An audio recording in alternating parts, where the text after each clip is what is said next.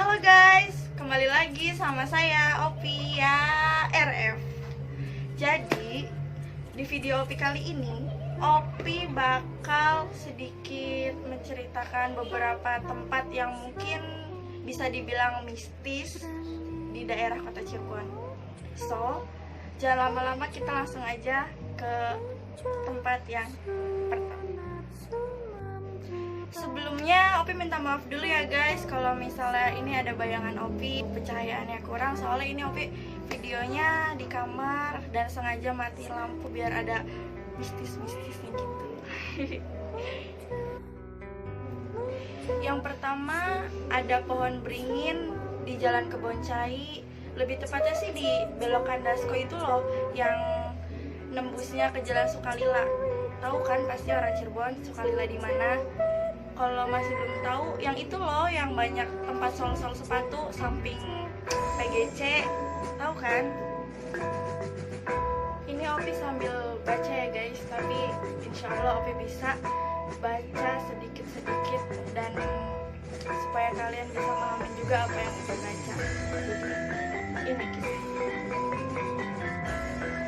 Dari cerita masyarakat sekitar, pohon beringin tersebut bukanlah pohon beringin sembarangan, tetapi memiliki cerita mistik atau gaib yang cukup kuat hingga masyarakat setempat sejak lama menamakan pohon beringin tersebut sebagai pohon pancawarna.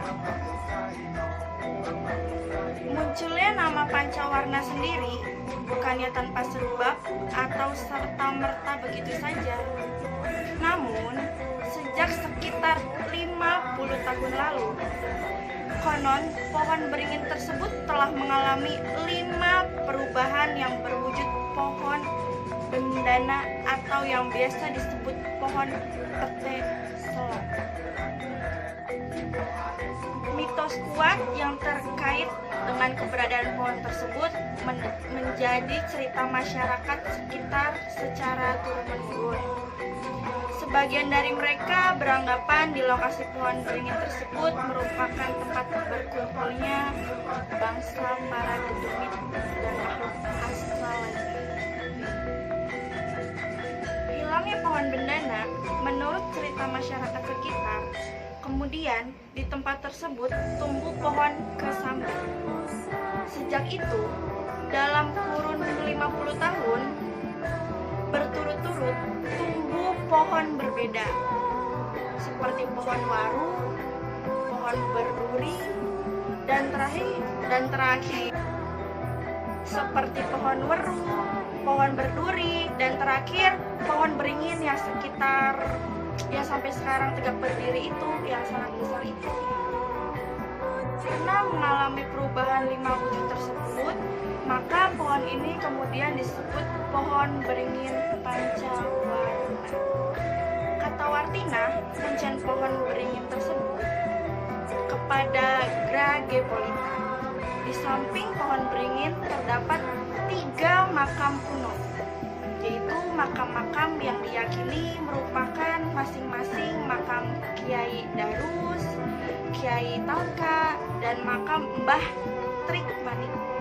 Mereka semuanya termasuk merupakan keluarga Watina selaku kuncen di tempat tersebut. Aura mistis yang terpancar ke makam menambah keangkeran pohon beringin pancawarna. Beberapa orang percaya barang siapa yang berziarah ke makam itu, keinginannya akan terkabul. Menurut Wartina, tempat itu awalnya merupakan lokasi pembuangan benda-benda pusaka yang tidak terawat oleh pemiliknya. Bila mana benda pusaka dibuang ke tempat itu, maka benda tersebut akan hilang, lenyap entah kemana. Di belakang pohon beringin pancawarna tersebut terdapat 4 sumur. Konon katanya di sumur inilah semua makhluk halus penunggu bersemayam. Bahkan terkadang dari sumur tersebut konon terdengar suara cekikikan kuntilanak. bayi menangis. Bahkan tak jarang makhluk astral tersebut menampakkan dirinya. Kok bisa ya? Katanya mistis.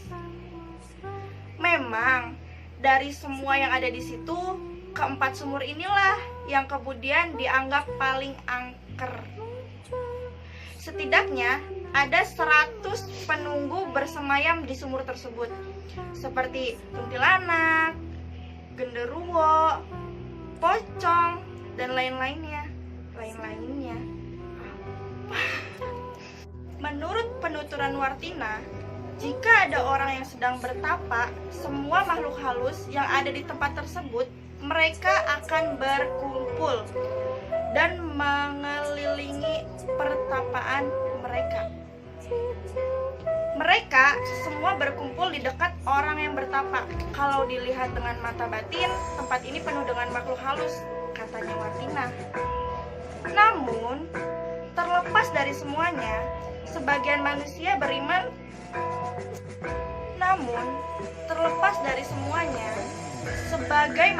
beriman, tentu saja apapun yang ada di muka bumi ini adalah kekuasaan Allah Subhanahu wa Ta'ala.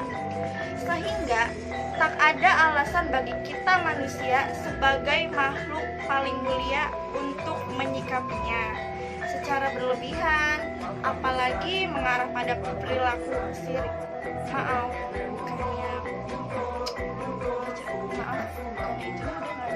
Jadi, begitulah pandangan Wartina sebagai kuncen pohon beringin tersebut. Jadi, sekarang kita lanjut ke tempat kedua. Tempat yang kedua dari Jalan Karanggetas. Mitos Karanggetas Cirebon, peluntur kesaktian pejabat angkuh. Tahu kan pasti kalian Jalan Karanggetas yang belokan Asia itu loh, yang pokoknya yang Jalan Karanggetas, atau mungkin kalian ada yang rumah yang Jalan Karanggetas. Di kawasan itu, aktivitas perekonomian kota Cirebon terlihat sangat menonjol dibandingkan kawasan yang lainnya. Pengamat sejarah dan budaya Cirebon, Jajat Sudrajat, menuturkan mengacu pada cerita Babat Cirebon.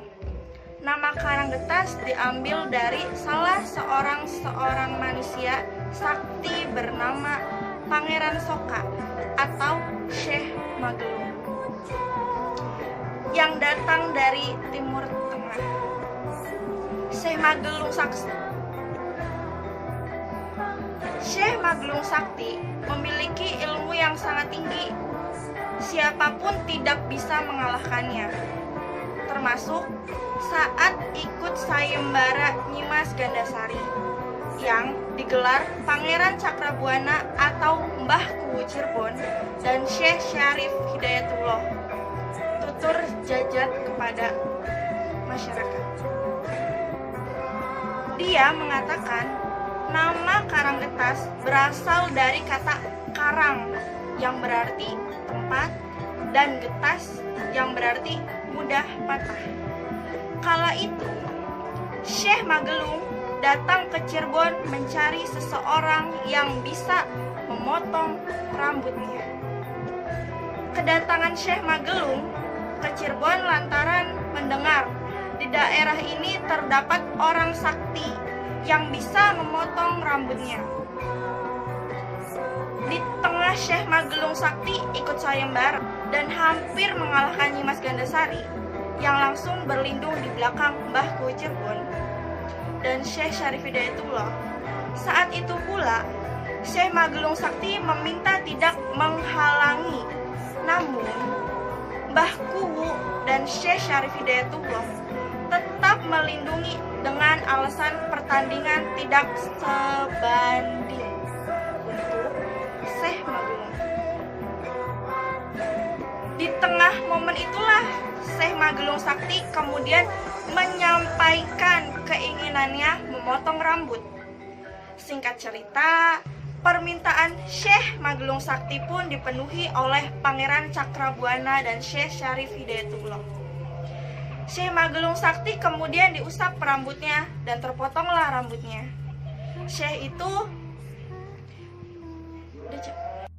Setelah itu, Syekh Magelung Sakti menyatakan diri berguru kepada Syekh Syarif Hidayatullah.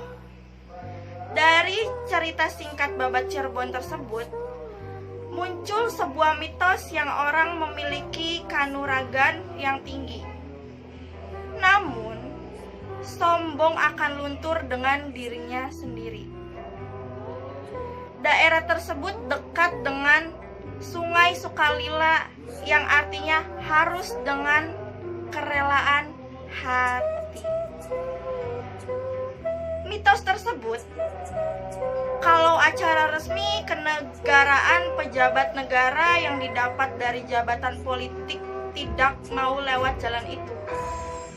Mereka memilih memutar lewat pelabuhan karena mitosnya khawatir ilmu kanuragan yang dimiliki akan luntur dengan sendirinya. Mitos lain tentang Karanggetas juga berkembang dan menjadi sugesti, khususnya bagi masyarakat setempat dan Tionghoa. Di sepanjang jalan Karanggetas itu berjejer toko emas yang mayoritas penjualnya adalah kaum Tionghoa Cirebon. Cirebon kan caruban. Dari semua suku dan ras ada di sini bersatu karena dari sejarahnya sudah tercatat sejak dulu sudah beragam masyarakat. Jadi itu kisah tentang Syekh Magelung yang rambutnya hanya diusap langsung diseretkan. Jadi gimana? Kalian percaya nggak dengan mitos itu atau dengan cerita itu? Ya percaya nggak percaya sih ya, karena udah ada ceritanya jadi kita ya percaya. Jadi lanjut aja kita ke tempat ketiga. Jadi kisah yang ketiga ada di daerah Goa Sunyaragi. Mitos perawan Sunti di Goa Sunyaragi berbentuk batu. Kemegahan dan kemegahannya, Taman Goa Sunyaragi Cirebon memiliki mitos yang melegenda. Di salah satu sudutnya, tepatnya di depan mulut Gua Peteng, terdapat sebuah tunggul batu yang disebut dengan perawan Sunti. Mitosnya, pengunjung khusus perempuan yang masih perawan dilarang masuk untuk menyentuh tunggul batu tersebut karena diyakini sulit mendapatkan pasangan atau jodoh. Menurut pemerhati sejarah dan budaya Cirebon sekaligus pengelola Goa Sunyaragi, mitos tersebut sangat santer dibicarakan oleh masyarakat Cirebon dan pada kenyataan tidak benar sama sekali karena mitos erat kaitannya dengan sugesti. Definisi dari perawan Sunti adalah seorang gadis yang tidak menikah sampai akhir hayatnya. Selain itu, ini juga bermakna seorang gadis yang hamil atas seizin Allah Subhanahu wa Ta'ala tanpa melalui hubungan suami istri. Disinggung dalam Al-Quran dan Kitab Injil, perawan Sunti mirip dengan Siti Maryam atau Bunda Maria yang merupakan ibu dari Nabi Isa alaihissalam. Beliau mengandung Nabi Isa atas izin Allah Subhanahu wa Ta'ala. Sedangkan dalam sejarah Cirebon diceritakan ketika Sunan Gunung Jati diundang ke negeri Tartar oleh Kaisar Oh Hong Jin. Ditantang apakah anaknya yang bernama Ong Tin hamil atau tidak. Lalu dijawabnya hamil. Maka atas kuasa Allah ucapan tersebut menjadi kenyataan. Padahal sayembara itu sudah direkayasa. Ong Tin ketika itu berpura-pura hamil dengan memakai baskom yang terbuat dari kuningan.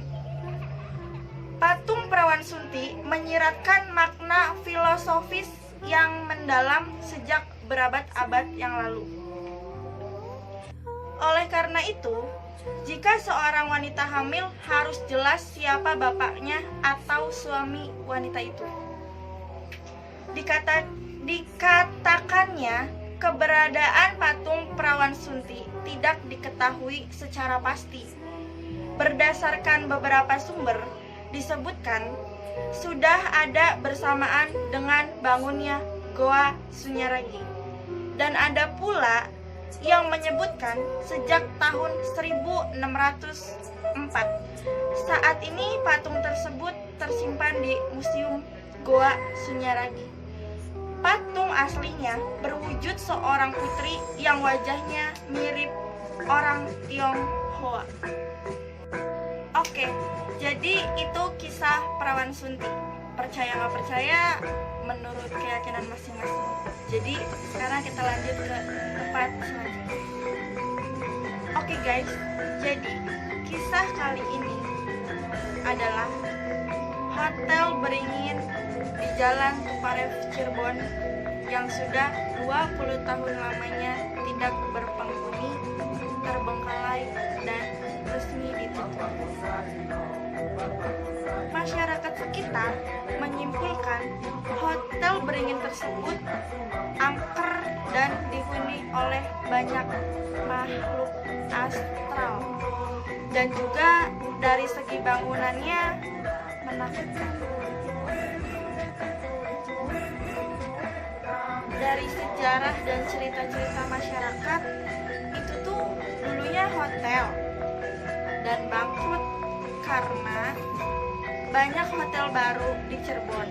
Hotel itu jadinya nggak laku, terus dijadikan buat keberangkatan haji pada tahun 2000-an dan tetap tidak laku alias bangkrut, jadi resmi ditutup pada tahun 2000.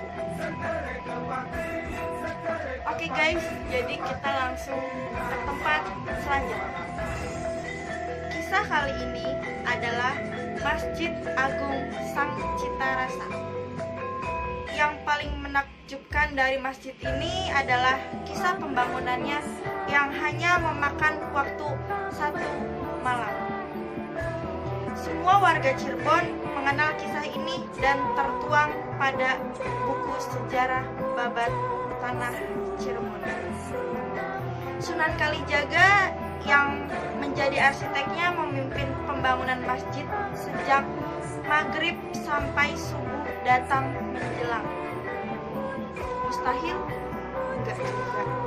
Jika melihat sejarahnya, yang pertama dibangun adalah bangunan utamanya dengan tiang-tiang besar yang disetel dengan pasak tanpa paku. Nah, salah satu tiang yang terkenal di masjid ini adalah tiang Saka Tatal di sudut selatan teras masjid yang asli. Bisa dibilang ini adalah ciri khas Sunan Kalijaga. Dia menyapu potongan-potongan tiang dan mengikatnya dengan lempeng besi menjadi satu tiang baru. Saka Tatal mengandung filosofi persatuan bangsa. Satu lagi nih, keunikan dari Masjid Agung ini adalah tradisi azan pitu atau azan 7 pada saat sholat Jumat. Azan sholat Jumat di masjid ini dilanturkan oleh 7 orang sekaligus yang gimana? Mau lanjut? Lanjut ke lagi. Oke, kisah terakhir ini adalah kisah Sungai Krian. Sungai yang satu ini juga tidak lepas dari kesan mistis dan horor. Beragam peristiwa yang tidak bisa dijelaskan oleh akal terjadi di sini. Seperti maraknya orang hilang di sekitar sungai dan muncul dalam keadaan meninggal. Selain itu, sungai ini juga terkenal karena mitos keberadaan buaya putih. Hewan ini dipercaya sebagai jelmaan salah seorang putra dari Sultan Sepuh Syamsuddin Martawijaya yang bernama Elang Angkawijaya. Ia dikutuk karena tidak pernah patuh terhadap perintah sang ayah. Sampai sekarang, sesekali warga masih melihat buaya putih ini. Keberadaannya secara makin menambah kesan horor pada sungai ini. Oke teman-teman, jadi segitu aja yang bisa Opi kasih tahu tentang beberapa tempat mistis yang ada di kota Cirebon. Semoga kita bisa saling sama-sama belajar. Dan terima kasih udah sempet nonton video ini. Sampai ketemu di video selanjutnya.